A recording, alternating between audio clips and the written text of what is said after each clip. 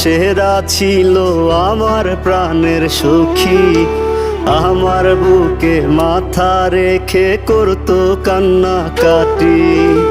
অভিনয়ে সেরা ছিল আমার প্রাণের সখী। আমার বুকে মাথা রেখে করতো কান্নাকাটি। তার বাবা মায়ে তাহার জন্যে খুঁজলো কোটিপতি। আমি বেকার বইলা অন্যের ঘরে চইলা গেল সাথী।